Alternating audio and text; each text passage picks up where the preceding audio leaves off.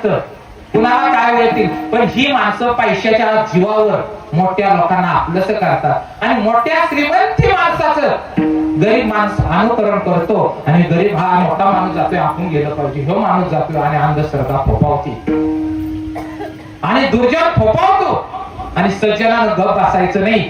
सज्जनानं असं काय येतील संकट, सज्जन जेव्हा गप बसतो तेव्हा दुर्जनाची संख्या वाढते.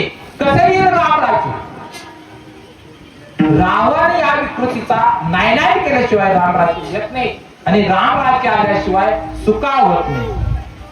कसे कंडिशन मला सांगा, उजेड पाडण्यासाठी काय करावं लागेल? सूर्य उगवला पाहिजे. मावळाला सूर्य उगवला तर सूर्य उगवला नाही तर प्रकाश पडेल का चारी बाजूला? नाही. तसा विकृतीचा नायनाट केल्याशिवाय रामराज्य येणार नाही. तुकोबरायांनी त्रेतायुगातील प्रसंग त्रेतायुग